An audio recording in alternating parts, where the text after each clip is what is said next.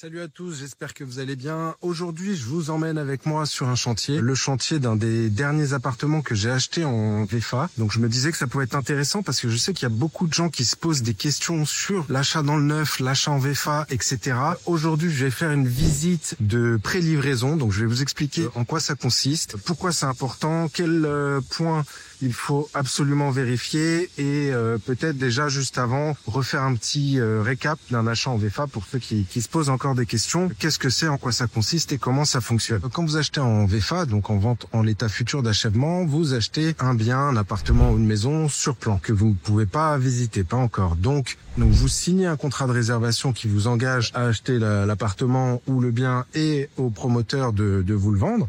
Et ensuite, vous débloquez les fonds au fur et à mesure de l'avancement des travaux. Donc vous payez pas en une seule fois le bien immédiatement, mais uniquement au fur et à mesure de l'avancement des travaux. Et donc quand vous achetez en VFA, il faut être bien préparé et avoir certaines connaissances, à mon sens. Les grandes étapes de la VFA, c'est quoi? C'est déjà la réservation, ensuite la signature notaire, les appels de fonds, le suivi de chantier, la visite cloison qu'on a fait il y a donc un mois. Je crois que j'ai filmé rapidement. Je vais voir si j'ai encore les images pour comparer et vous montrer. Et puis la livraison avec la remise des clés. Donc c'est hyper important de bien vérifier la conformité, le plan, les dimensions, etc. de votre logement à ce moment-là, parce que vous n'avez pas la possibilité de faire des visites quand vous le souhaitez. Et oui, les chantiers sont évidemment interdits au public. Vous pouvez pas vous pointer, demander à aller voir votre logement.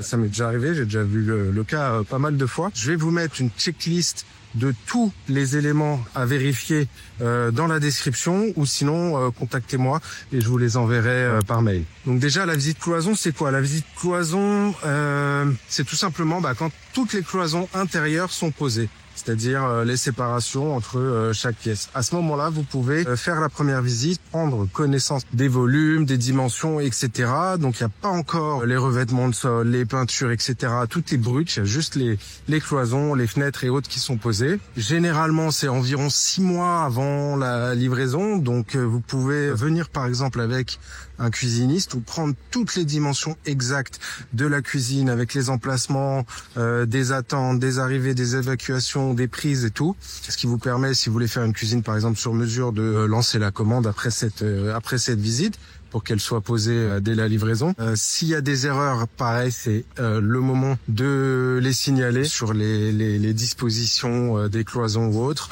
Et puis ensuite, à la visite de pré-livraison, donc 1 mois à 2 mois avant la livraison, là, il y a les peintures qui sont faites, les sols qui sont posés, et là, vous pouvez vraiment vérifier l'ensemble du logement et signaler toutes les petites erreurs, une petite marque sur la peinture, une prise qui est pas totalement droite ou autre, pour que ce soit rectifié et que le jour de la livraison, l'appartement soit entièrement conforme à votre plan et à votre notice descriptive.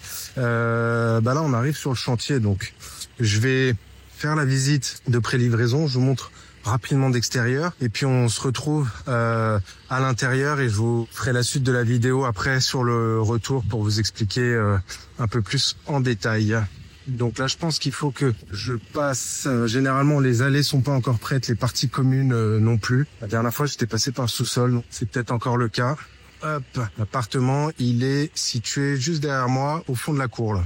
Je sais pas si on le voit bien, je vous montrerai à l'intérieur.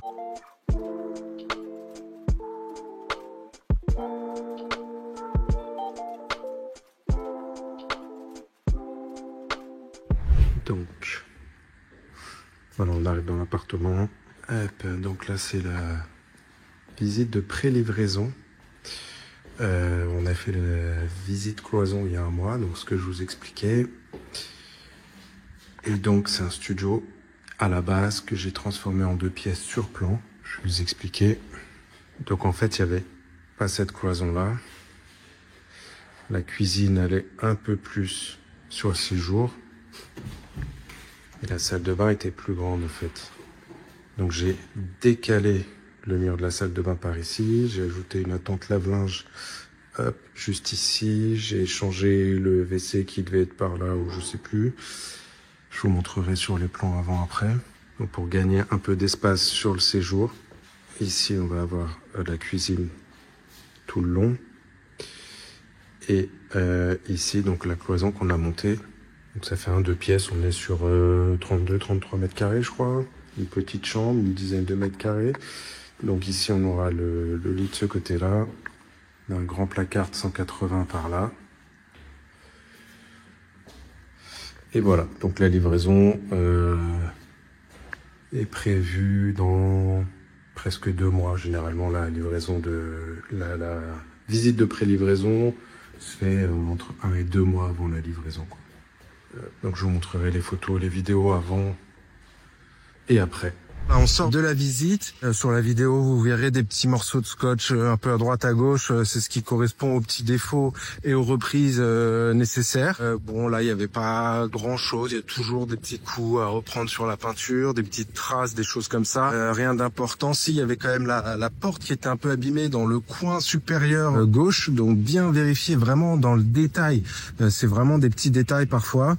Les emplacements étaient corrects. Donc, dans la salle de bain, je vais vous mettre les plans donc avant et après de la transformation du studio en 2 pièces où j'ai déplacé le WC pour pouvoir mettre une attente lave-linge, réduit la salle d'eau pour avoir un peu plus de place sur le séjour et dans la cuisine et fait un placard aussi sur mesure, uniquement les portes coulissantes. Je me chargerai de faire l'intérieur moi-même. Et donc maintenant la prochaine étape ce sera la livraison. Donc comme je vous disais, c'est l'avant-dernier bien que j'ai acheté. J'en ai un autre où j'ai fait la visite de pré-livraison il y a 2 semaines je crois. Donc lui il sera livré dans 3 semaines il me semble à peu près, et celui-ci dans un mois et demi. Ils n'ont pas encore la date de livraison officielle, on va recevoir un courrier. Donc les deux vont être destinés à la location évidemment. Je vous montrerai les photos avant-après. Je vous mets donc en description tous les éléments qu'il faut checker. Comme ça, vous n'avez plus qu'à prendre, faire un copier-coller de la liste, la mettre dans vos notes, dans votre téléphone et vérifier, vous checkez, vous cochez que chaque point est conforme. Donc le logement, les surfaces, les revêtements, les équipements qui sont posés ou pas, les défauts visibles, les fenêtres, les volets, bien testés effectivement si vous avez des volets roulants électriques que ça fonctionne, tirer l'eau froide, l'eau chaude, le chauffage, ça c'est si vous êtes en période de chauffe, autrement c'est compliqué puisque les chaudières seront mises en route que en octobre. Les prises, les interrupteurs, l'éclairage, etc. Le tableau électrique évidemment, la VMC, est-ce qu'elle est bien fonctionnelle? Voilà, notez toutes les réserves à faire, corriger avant la livraison pour que le jour de la livraison, vous ayez votre appartement le plus nickel possible. Voilà, donc maintenant pour ceux qui se posent des questions, est-ce que c'est une bonne ou une mauvaise idée? Comme je le disais dans une vidéo complète que j'ai faite et détaillée sur l'achat en VFA, donc dans le neuf, tout le processus d'achat, étape par étape, le financement, les pièges à éviter, etc. Un guide vraiment complet sur la VFA. Il faut effectivement avoir des points d'attention sur certaines choses, le choix du promoteur. Je vais pas répéter absolument tout parce que je l'ai déjà expliqué bien en détail dans la vidéo, comme je le disais, que je vous mets quelque part par ici ou en description. Il y a des règles à respecter quand vous achetez dans le neuf, des points de vigilance, mais vous pouvez également faire des bonnes affaires. Il n'y a pas que dans l'ancien. Alors c'est moins évident de prime abord. On a l'impression de payer plus cher. Alors ça va dépendre des zones. Là par exemple, on est à Marne-la-Vallée. J'ai fait une vidéo d'ailleurs sur un appartement que j'ai revendu ici et je crois qu'on va passer devant en plus. Là c'est pareil, je peux vous donner les chiffres exacts. Le studio, donc je l'ai acheté de mémoire 184 ou 185 000 euros. Je crois pas avoir payé les frais de notaire, ils étaient offerts. Donc uniquement les frais de garantie. J'ai fait un prêt total, j'ai juste payé les frais de garantie. Voilà, on est ici. Hop, c'était ici d'ailleurs que j'avais vendu l'appartement et j'ai fait une vidéo aussi sur la vente de ce bien avec tous les chiffres en détail. Bref, je reviens à mon histoire. Donc on était sur un prix de 185 000 et un prêt de 185 000 du coup que j'ai acheté réservé il y a 2 ans. 2 ans et demi peut-être. Là aujourd'hui, en l'ayant transformé en 2 pièces, c'est un appartement, je pense, je vais pas été revoir d'agence ou réestimer, mais je pense qu'il se vend tous les jours 225 000. Donc vous voyez, j'ai pas l'intérêt à le revendre tout de suite. Je vais payer beaucoup de plus-value, même si ça fait 2 ans et demi que que je l'ai et que je suis propriétaire. Donc ça compte, très important quand vous achetez en VFA. C'est pas la date de livraison qui compte pour la durée de détention et les abattements dont vous pouvez bénéficier sur le calcul de la plus-value. C'est la date d'acquisition du bien. Donc à partir de quelle date vous êtes propriétaire.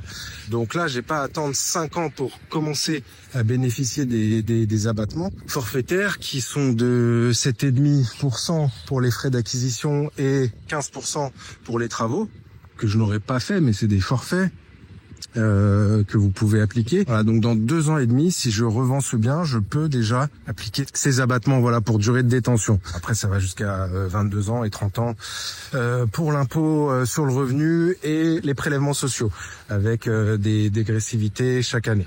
Je vais pas rentrer dans le détail là dans cette vidéo, vous pouvez retrouver toutes ces informations là, mais voilà, ça c'est important à savoir aussi quand vous achetez dans le neuf, si c'est pour du locatif ou que vous revendez une résidence qui n'est pas principale mais secondaire ou locative, vous bénéficiez au bout de 5 ans à partir de la date d'acquisition des abattements pour durée de détention. Voilà, donc je fais une petite vidéo, c'était pas prévu mais je me suis dit autant en profiter à chaque fois que je fais des visites, des chantiers ou autres. Je me dis après coup que j'aurais pu faire une vidéo explicative, donner 2-3 infos. Je vais pas faire une vidéo de 30 minutes, mais si ça vous intéresse et si vous voulez en savoir un peu plus et que vous aimez bien ce format-là, pourquoi pas en faire sur je vais avoir 2 livraisons à venir, donc 2 mises en location, pareil, ça j'ai fait des vidéos sur comment choisir des locataires, ma méthode, mon procédé, etc. Je pourrais vous réexpliquer tout ça en détail aussi et faire des vidéos à chaque fois, donc pour les 2 prochaines livraisons, les 2 prochaines mises en location, comment je procède, comment je fonctionne. Là, l'idée c'est de les louer directement après la remise des clés, moi je perds pas de temps. Remise des clés et livraison. Voilà, on va voir, je sais pas encore si je vais les meubler ou pas parce que j'ai déjà démeublé, je suis déjà au plafond du LMNP, donc pas sûr que je les loue en meublé cette fois, à voir. J'ai déjà des réductions d'impôts aussi de l'autre côté, donc ça peut s'équilibrer, même si ça m'ajoute des impôts, ils seront effacés par d'autres. Je vous expliquerai ça aussi d'ailleurs, parce que ça c'est assez intéressant. Bon là c'est un autre sujet, mais la défiscalisation, elle est très très très souvent décriée, parce qu'en fait elle est très souvent mal utilisée. Moi j'en ai fait 2, et chiffre à l'appui, vous verrez que les 2 étaient très intéressante. En fait, il faut juste savoir comment le faire, bien maîtriser absolument tous les aspects. Je vais pas rentrer dans le détail là, voilà, dans cette vidéo, parce que sinon elle va durer beaucoup trop longtemps. Mais si ça vous intéresse également, j'envisage d'en revendre un d'ailleurs. J'en ai un qui arrive à terme là. Je sais pas si cette année, et là on est en plein dans les déclarations, si je prolonge de 3 ans ou si j'arrête, que je le passe en meublé ou que je le vends. Voilà, je suis en pleine réflexion, faut que je refasse mes calculs, que je regarde tout ça. Je vous dirai, mais dans tous les cas, je vous ferai des vidéos donc sur les livraisons des biens, qu'on voit un petit peu l'avancement et la mise en location, éventuellement la revente d'un autre bien. Sur ce, je vous dis à très bientôt. N'hésitez pas à mettre un petit like et un petit commentaire, ça fait toujours plaisir. Et à la prochaine vidéo. Ciao!